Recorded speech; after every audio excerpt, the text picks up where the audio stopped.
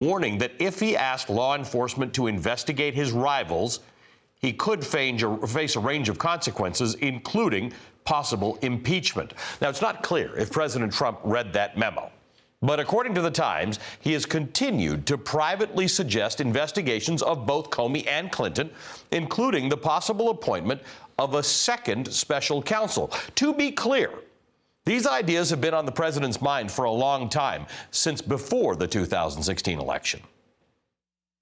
It's just awfully good that someone with the temperament of Donald Trump is not in charge of the law in our country. Yeah, because you'd be in jail. The Times reports that Trump has also repeatedly expressed disappointment in the FBI director, Christopher A. Wray, for failing to more aggressively investigate Mrs. Clinton, calling him weak, one of the people said. All right, this news comes after multiple reports over the last year and a half of the president wanting to fire both special counsel Mueller and former Attorney General Jeff Sessions. But here is the thing. In all of those reports, Don McGahn and Jeff Sessions and Trump's lawyers stopped him from actually carrying out these actions. So what happens now that McGahn and Sessions and most of Trump's lawyers are gone, and in their place is a new acting attorney general who seems much more willing to play by Trump's rules? The president has been asking for someone like Matthew Whitaker to be in charge for ages. Listen to this remark last year. You know, the saddest thing is that because I'm the president of the United States, I am not supposed to be involved with the Justice Department. I'm not supposed to be involved with the FBI. I'm not supposed to be doing the kind of things that I would love to be doing. And I'm very frustrated by it. I look at what's happening with the Justice Department. Why aren't they going after Hillary Clinton with her emails and with her the dossier and the kind of money? Now, it's hard to say just how Matthew Whitaker will respond to requests like these from the president. Actually, it's not hard to say. One could actually take an educated guess. Here's why. In July 2016, before the election, Whitaker penned an op-ed in USA Today entitled, "I Would Indict Hillary Clinton." Okay, so we're clear on that. And while we're talking about the acting attorney general, the Washington Post is out with a new report on Matthew Whitaker's financials. In the 3 years after he arrived in Washington in 2014, Matthew Whitaker received more than $1.2 million as the leader of a conservative nonprofit, the Foundation for Accountability and Civic Trust. According to the Post, the nonprofit reported having no other employees, and despite the remarkable name containing the word accountability, the group's origins and the source of funding used to pay Whitaker remain obscured. Matthew Whitaker made more than $500,000 just in the first 9 months of 2017, according to tax filings reviewed by the Post. All of this will now be under scrutiny by the new Democratic majority in the House of Representatives. Congressman Eric Swalwell will join us later on that. And all of this is taking place as the Mueller investigation reaches a new stage tonight. The president's legal team has confirmed to NBC News that Trump has answered written questions submitted by Mueller's office. One of the president's lawyers said that Trump answered questions on, quote, Russia-related topics.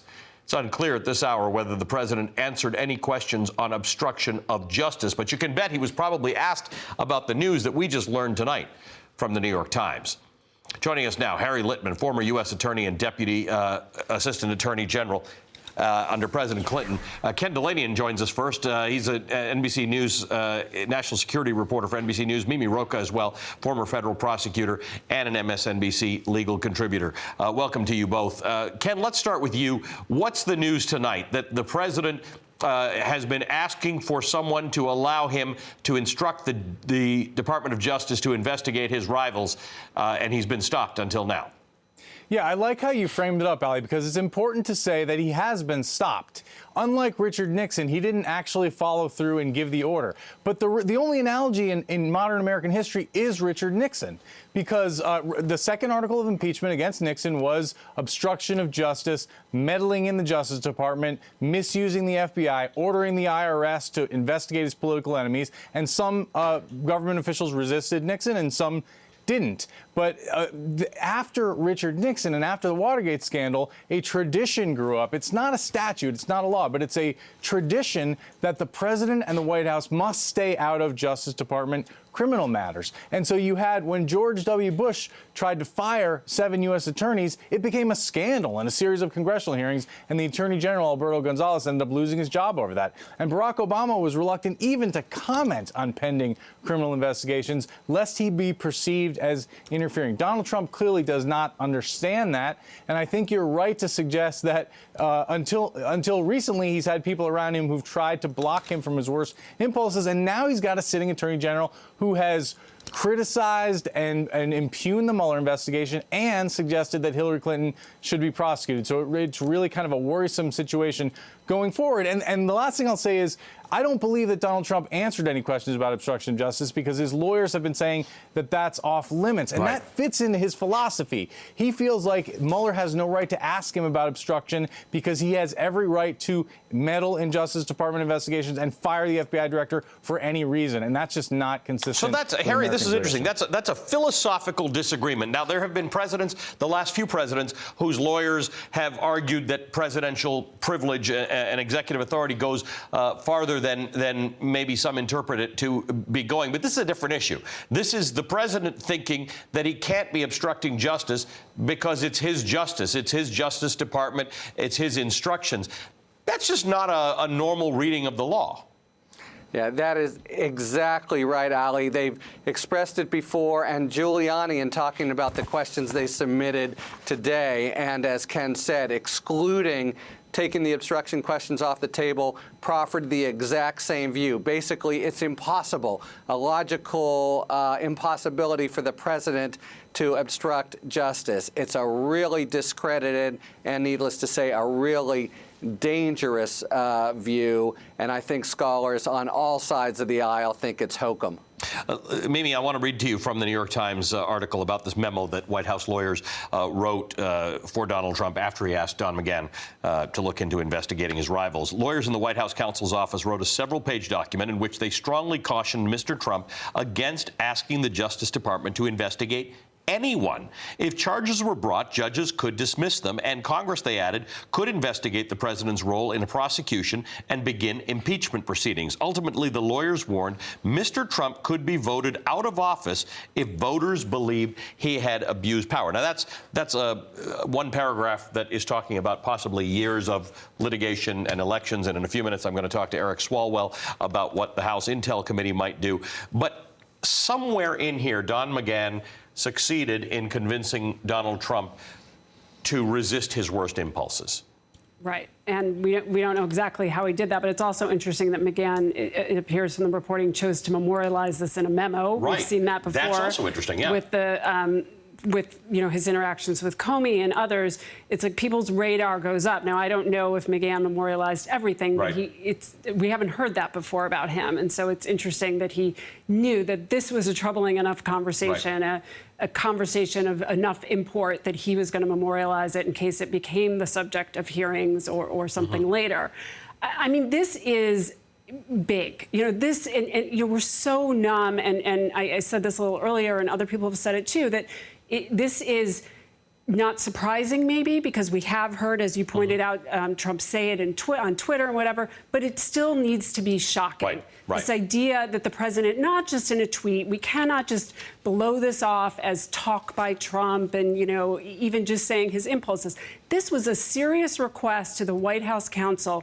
Can I use the Department of Justice to not just investigate, because the request initially was prosecute my political opponents? That is what dictators do. Correct. That is not what the President of the United States does. And granted, it is not a written law or even a written rule. It didn't need to be. And I think now many people are realizing that we need to write some of these norms into rules and codify them in some way, because we can't trust that everyone, certainly not every president apparently, is going to honor those well-established and principles that exist for a reason, to keep those two entities separate. Ken Nalanian brings up the fact that we saw some of this during the Nixon administration, but I guess everybody thought it was such an anomaly that we didn't have to codify it again.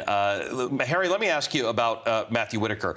There are all sorts of things about Matthew Whitaker that are interesting, not the least of which is that the president claimed he didn't know him or know of him, which is kind of impossible to believe. And the president, we have quotes of him actually saying that he knew him and thought he was a good guy. But Matthew Whitaker has actually, believe it or not, chimed in on this particular issue in the past. Let's listen to what he said in May of 2017. Well, it is pretty interesting that we don't have a special counsel appointed for the whole former Secretary of State having a illegal email server in her house, and we appoint a special counsel with zero evidence of any ties between Russia and Russian nationals in the Trump campaign. Black is white and white is black. So, Harry, it's kind of interesting. Matthew Whitaker seems to be on the record as doing and saying everything, or being willing to do, or saying or supporting everything Donald Trump seems to be believing about Hillary Clinton. I haven't heard what he said about James Comey, but about the Mueller investigation, about starving it of funds, about how it doesn't have good grounds. This guy is Donald Trump's dream. Totally. I mean, he looks like this has been the engine of his advancement. That's not a stray comment. The 1.2 that you reported he got paid by the mysterious tax-dodging foundation, it looks like it was all about Hillary bashing. He's a two-time political loser from Iowa who somehow became cultivated by the Koch brothers, and then thereafter he is given to Sessions by Leonard Leo of the Federalist Society, who was the person who'd helped with the Supreme Court cases. It doesn't just seem his views, it actually seems his sort of raison d'etre for being there. And as Mimi says, there actually are, Ali, written regulations and understanding between the DOJ and the White House. This kind of thing would be absolutely the third rail. I was at DOJ for the Vince Foster dust-up and Clinton. You just couldn't say word one about anything. And it looks like you have installed here in the Oval Office, and now probably the new White House counsel, Pat Cipollone, doesn't look to be the kind of person who would be pushing back either. So certainly the table is set for what would be really not just sobering, as Mimi says, not just, but truly a shocking, abuse of power, a kind of Putin-esque move by Trump. We know that some members of the House are going to look into this. I'm going to talk to Eric Swalwell about that. But Chuck Schumer wants to look into this. He has had according to Politico, Senate Minority Leader Chuck Schumer sent a letter Tuesday requesting that the Justice Department Inspector General investigate communications between Acting Attorney General Matthew Whitaker and the White House. Quote, I'm particularly concerned about whether Mr. Whitaker may have shared with the White House or could share in his new role confidential grand jury or investigative information from the special counsel investigation or any criminal investigation, Schumer wrote. This is interesting. We hadn't thought about this, Ken, but the acting attorney general, you guys have all thought about this, the acting attorney general is in charge of this investigation. He can take its report and shelve it. He can put it away and not show it to anyone. But as acting attorney general, he probably has access to information that the White House would be very interested in having. That's right, Ali, and I think that's a very important concern, and even more important than Chuck Schumer caring about it, because he's in the minority. Jerry Nadler, the incoming House Judiciary Chairman, who's going to have subpoena power, has already said that he was going to call Whitaker before his committee. As witness number one, he said that's his first order of business. He's going to call Whitaker, and if Whitaker doesn't come, he seems to be prepared to subpoena him. Absolutely, and I think my favorite lawyers here on this panel can talk about this, but I think Rule 6E of the grand jury rules would prohibit Whitaker from just taking grand jury information and handing it to the president. But what's really frustrating is Whitaker can block Robert Mueller, can block investigative steps that he proposes to take. And the regulations do say that Whitaker has to inform Congress about that, but only after the investigation is complete. So we only have to hope that Mueller finds a way to signal to Congress if, in fact, Whitaker is meddling in his investigation or blocking him in some way. Mimi, who has the best chance of getting something done here? Chuck Schumer's writing to the Inspector General at the Justice Justice Department. Jerry Nadler wants to subpoena or talk to Matthew Whitaker. The Intel Committee is going to have things to do. Who gets to do something about this? Because this is really wild that Matthew Whitaker, a guy the president lied about not knowing or knowing about, now is on the record as being able to advise the president on all these matters that we've seen are very, very dangerous. And to your point, the kind of thing that they do in dictatorships. Right. Where does it get stopped? And there's concern about the communications they had even before he was appointed, right. And was there some kind of agreement, in exchange for the appointment? I mean, look, I think that the Inspector General is in a very good position to do this. And in fact, he did an interview recently where he was sort of asked about this, and he said, well, this would be something within our broad mandate. I mean, they have a very broad mandate, and the Department of Justice, it really would be a violation of, as Harry says, rules of the Department of Justice in addition to norms. And so he would be a very good person to look into it and can look into it efficiently. I mean, obviously, Congress should and will. You do have the danger of too many cooks in the kitchen and too many people looking at one thing, too many bodies. I think we'll probably see it sort of narrow down. I mean, I would expect there would be deference between the Inspector General and Congress if they both look at it. But this is an area that is ripe for corruption, and it is looking more and more like there's been some corruption. And I cannot say it enough. The president said he didn't know of Matthew Whitaker and didn't know Matthew Whitaker. Harry, last question here. Robert Mueller, he's at the center of this whole thing. What's his next move? Right, and has he already made it and we just don't know? Because like all of us, he was aware that the midterms were coming and the complexion could all change after it.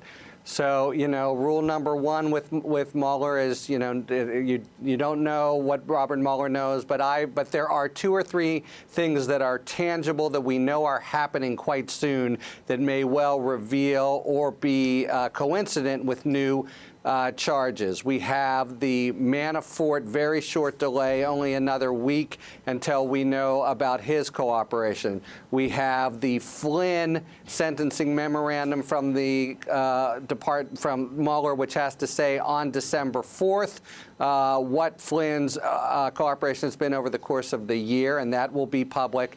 And we have the tangible possibility that Corsi, as he has said, is soon, who's a close associate of Roger Stone, may soon be indicted. Any of those 3 could kind of crack loose this last piece about domestic involvement on the Russia side. Harry Litman, I had $5 riding on the fact that I wasn't going to talk about Jerome Corsi today. You made me lose $5. Good to see you all. Thanks very much. Harry Litman, Ken Delaney, and Mimi Rocah. Congressman Eric Swalwell, member of the soon-to-be majority on the House Intelligence Committee, will join me later in the show. And coming up, Donald Trump once again sides against the United States intelligence community in defense of an autocrat. The question is why? And later, some breaking news on the House leadership fight. Nancy Pelosi appears poised to become the highest-ranking woman in American government again. Now she's ready to take on the Republican president.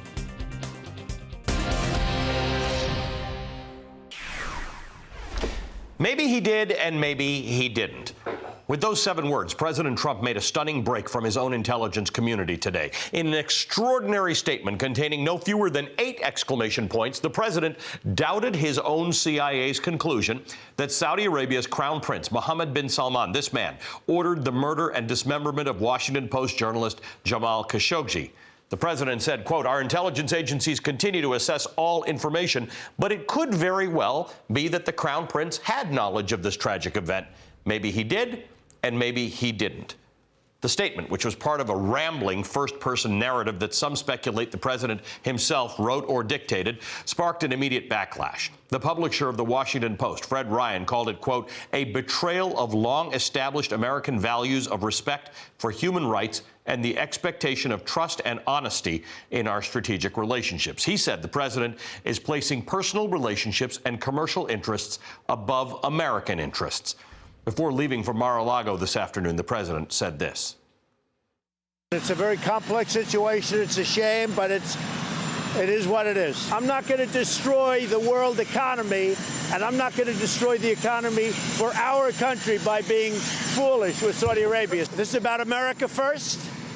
They're paying us $400 billion plus to purchase and invest in our country. That's probably the biggest amount ever paid to the United States. This is over a long period of time. It means hundreds of thousands of jobs, billions of dollars of investment and product. It's about Make America Great Again. It's about America first. We're going to stay with Saudi Arabia. And that, ladies and gentlemen, was President Trump lying again. Saudi Arabia is not really paying us hundreds of billions of dollars or creating hundreds of thousands of jobs. It's $14.5 billion for new weaponry.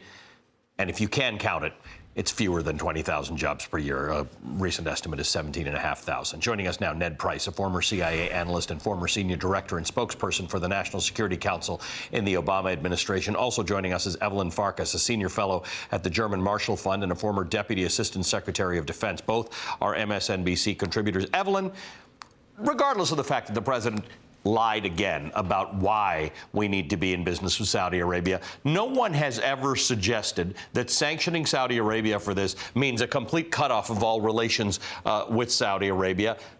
And really, this is about humanity and human rights more than it is about weaponry. Exactly, Ali. And the thing is, the president does seem to make it a choice. You know, we either have no relationship with Saudi Arabia or we have this full-on love relationship and acceptance of Mohammed bin Salman, who is, of course, the crown prince who ordered this assassination. And this assassination, I mean, it's no different from what Putin has done in poisoning Skripal and his daughter, you know, the former spy former Russian spy, who he poisoned. You know, he went ahead and assassinated his enemies, and just the same way the Saudi Arabian crown prince has done the same thing. Our government should not be standing by that man. Sure, we can have relations with Saudi Arabia, but we do not have to accept the crown prince as the designated heir to the throne. You can buy things from them, you can sell things to them, we can have diplomatic relations, but we can still send a message, Ned Price, that we do not accept the idea of killing your critics. Well, that's exactly right. Look, a lot of people today have called the president's approach to Saudi Arabia transactional. But the thing about transactional relationships, Ali, is that you actually get something in return. In this case, we haven't gotten anything in return for President Trump kowtowing to the Saudi prince just the same way, as Evelyn was alluding to before, that he has bowed time and again to Vladimir Putin. In this case, what we have given Saudi Arabia is not only a pass for the brutal murder and dismemberment of a U.S. resident and Washington Post contributor, Jamal Khashoggi, but more broadly than that, we've given them a pass for this brutal war in Yemen that is now home to the world's worst humanitarian crisis. We've given them a pass for the role they've played in the region, including the ongoing blockade of Qatar, where more than 10,000 U.S. troops are subject to some of these conditions. And we've given them a pass for the destabilizing role that they played in the region more broadly. So this may be transactional, but as of yet, we haven't gotten anything out of it.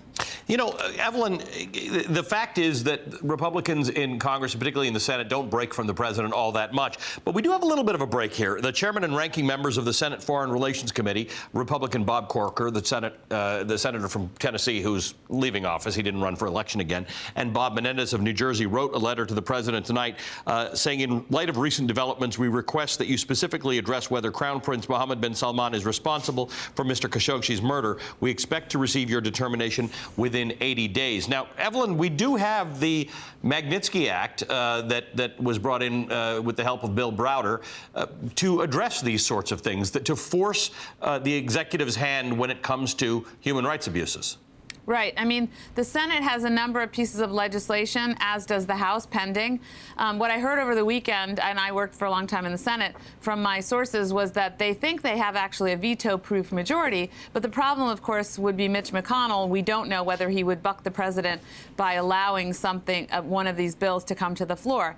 You mentioned the global Magnitsky. That would be the first one. That's the most obvious one. You sanction individuals for human rights violations. But beyond that, we already had legislation by Corker and Chris Murphy and a couple of others, obviously, specifically focused on Yemen, because that's such a brutal war. The human rights, the human catastrophe there is horrendous, and we have determined, at least Congress has determined, that it's not in the U.S. national interest to be supporting that that conflict. Again, it's another example, as Ned said, of the Saudi government actually making things in the Middle East worse for themselves and certainly for the United States. So Congress is going to push back. Bob Corker tweeted something out today that's interesting to me, Ned. He said, "I never thought I'd see a day the White House would moonlight as a public relations firm for the Crown Prince of Saudi Arabia." Ned, what's behind this? We showed the numbers. The job creation numbers are not as big as the president said. The money we're getting from them is not as big as the president said. Saudi Arabia needs America much more than America needs Saudi Arabia, generally speaking. What's going on here? This is just weird. The rambling statement that the president put out there, the constant references he makes to not making money off of Saudi Arabia, not being in business with them, leads one to think that that's what the president's got on his mind. I think that's right, Ali. You know, President Trump essentially posed a rhetorical question in that statement today. Who am I supposed to believe? The analysts that produced this high-confidence CIA assessment that Mohammed bin Salman was responsible for this, the same analysts who have sworn an oath to protect our constitutions from all enemies, foreign and domestic, or Mohammed bin Salman. And in the end, he certainly didn't side with the CIA. And I think we have to take notice of the fact that he has done this in two cases. In Russia, where he has consistently sided with Putin over our own intelligence community, and in Saudi Arabia, where he's done the same. And Ali, I think it's no coincidence that in both of those places, President Trump and his broader family and businesses have significant financial interest in both of those countries. President Trump in 2015 bragged about how Saudis pay $40 or $50 million for his apartments. He has entered into previous business dealings with Saudis before. So I think in this case, what we're actually seeing is not that the president is a recruited asset of the Saudi government or, in my estimation, even the Russian government, but his allegiance is conflicted. His allegiance is to follow the dollar which has gotten him everywhere he has ever been in life. And he is following it now, and he is setting himself up so that when he is no longer president of the United States and he's once again a private citizen, he will have the same, if not more, business opportunities open to him in countries like Russia and countries like Saudi Arabia that he has now. We'll leave it there, Ned. Thank you. Ned Price and Evelyn Farkas, thanks for joining me tonight. Coming up, Congressman Eric Swalwell will join me. I'm going to ask him what the new majority on the House Intelligence Committee can do to find out if President Trump or his family have any conflicts of interest in Saudi Arabia. I'm going to ask him about the big Democratic victory in the midterms, which got even bigger tonight. I'll tell you about that when we come back.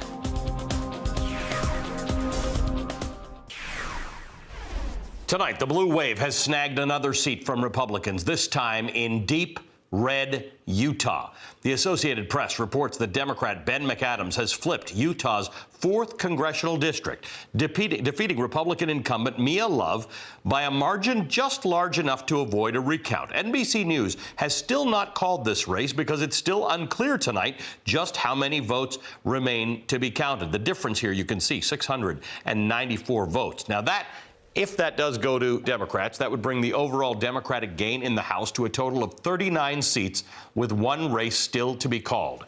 Since winning back control of the House, Democrats are preparing to hold Donald Trump and his administration accountable for any abuses of power. Now, on that list, Trump's attempts to interfere with Special Counsel Robert Mueller's Russia investigation.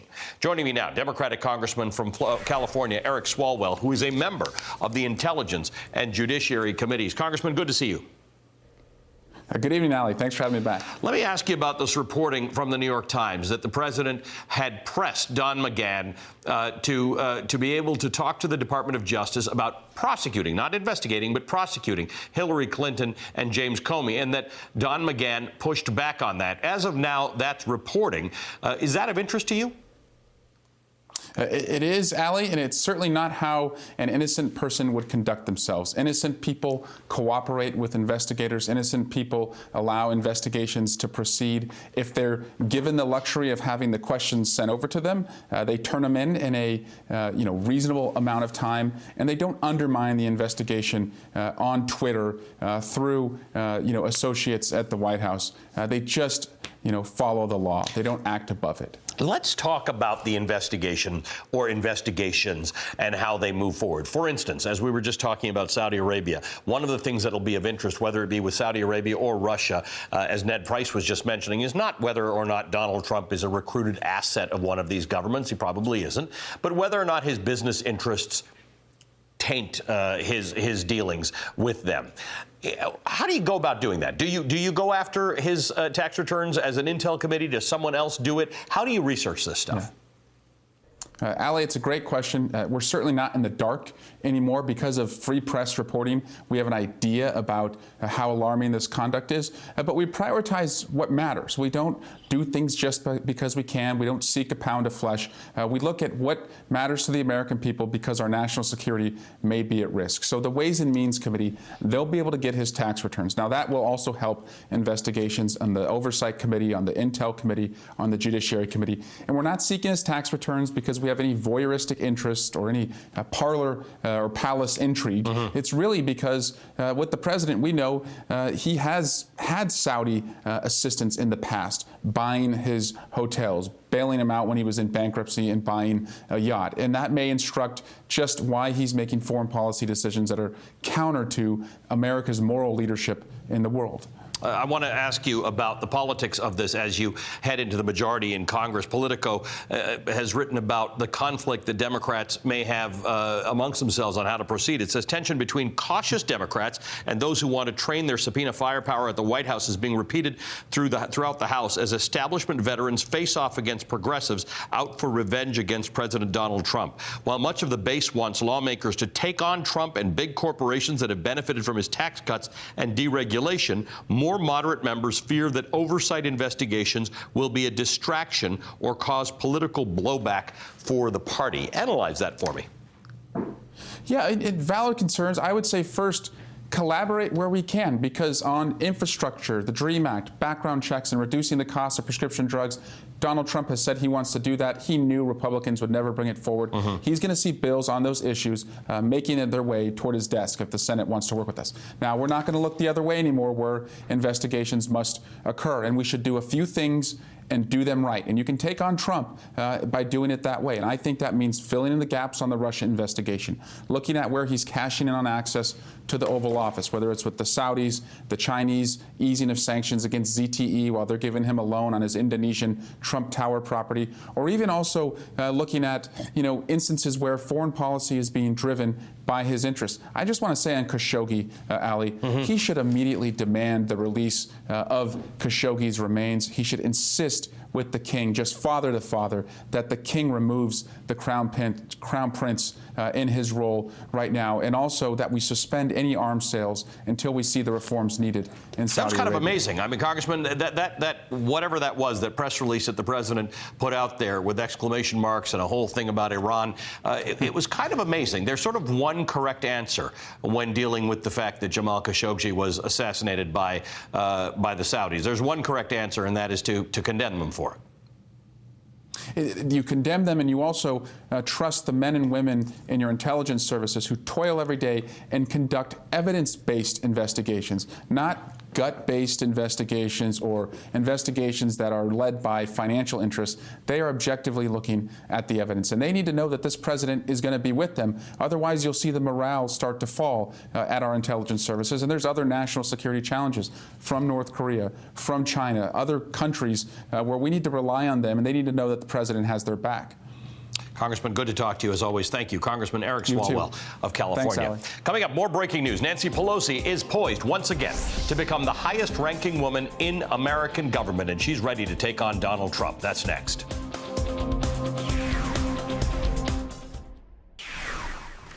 There's news tonight in the ongoing battle within the Democratic Party over who will be Speaker of the House in 2019.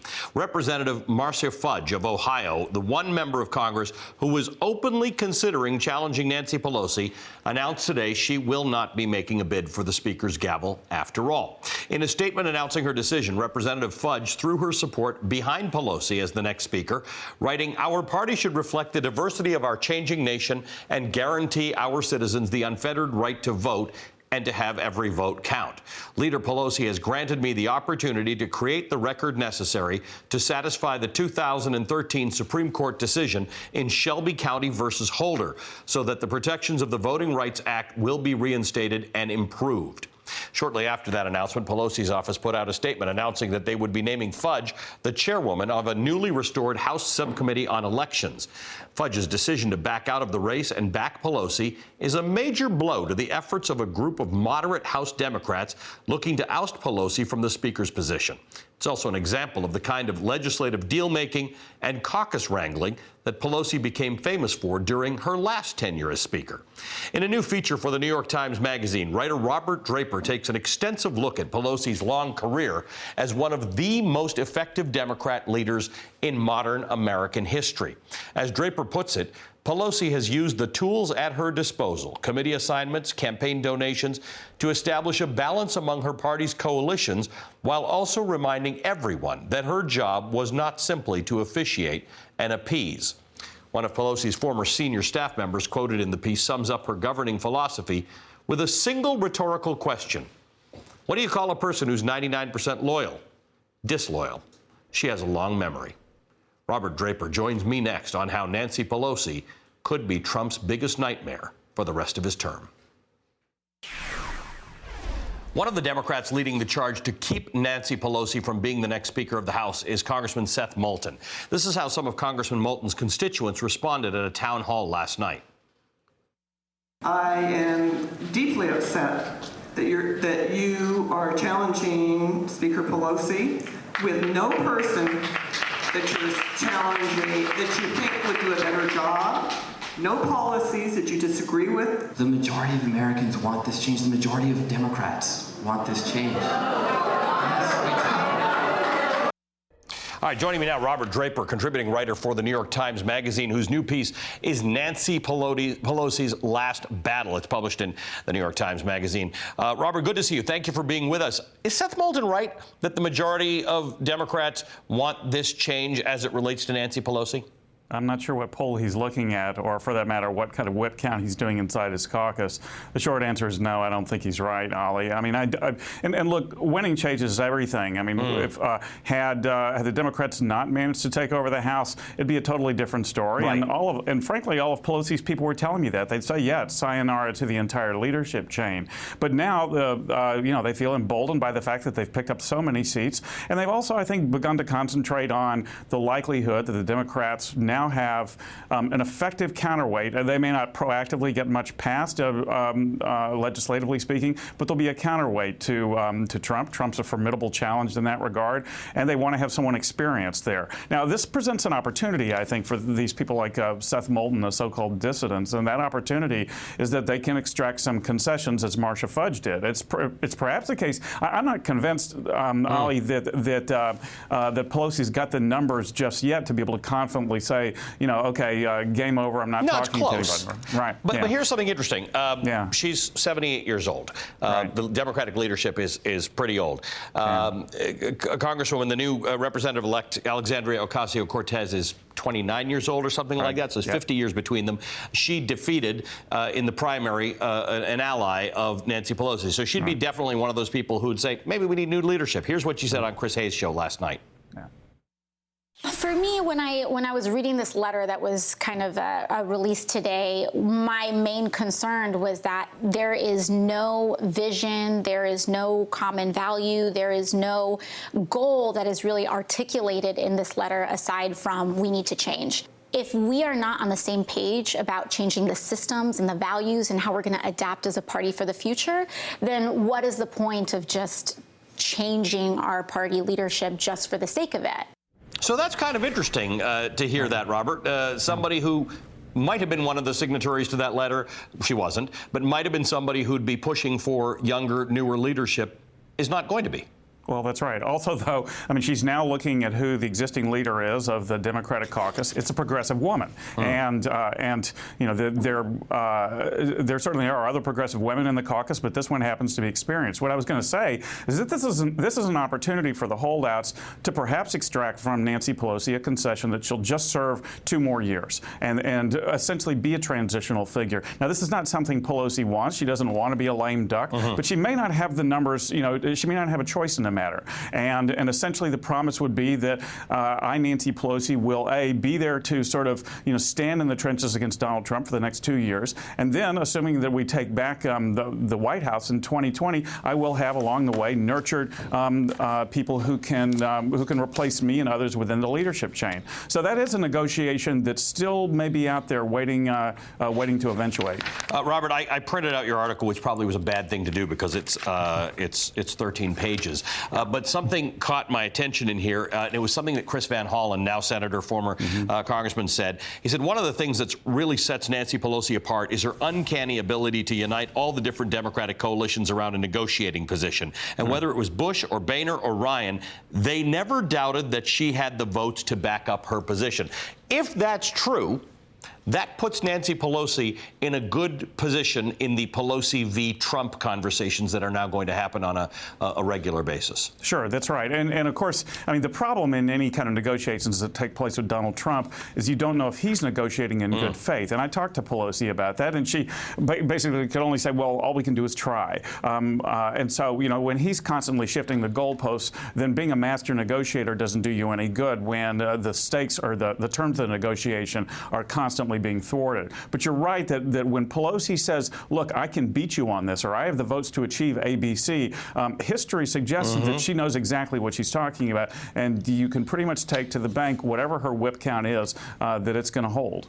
Republicans know how serious this is. The Wall Street Journal on October 29th released an analysis that said in the campaign cycle, more than 135,600 House and Senate ads have mentioned Pelosi in an entirely negative context. That's more negative advertising than Donald Trump faced this year. Right. Yeah, well, and what that indicates, among other things, is that she went entirely undefended. Unlike Donald Trump, who had all these pro-Trump ads, who had all these people vociferously supporting him, Pelosi was out there on her own. And this is a measure of Nancy Pelosi's toughness, Ali, that she has basically said to members who are in tough districts, look, do what you have to do to get reelected. If you, have to distance yourself from me, if you have to condemn me, go ahead and do it. I'm not, I'm going to cut you the slack to do that. And so part of Pelosi's power is knowing how to leverage it and knowing when the power has its limits. And in certain cases, she really can't, despite some of those quotes that you referenced earlier, she can't always put her thumbs deeply on people and say, do as I say. She realizes that ultimately that politics is local and that people in their own districts have to do what it takes to survive. Like her or don't like her, understand that she is formidable, and it seems that everybody does. Robert, thanks for the very interesting piece I hope everybody reads. Robert Draper, with a contributing writer for the New York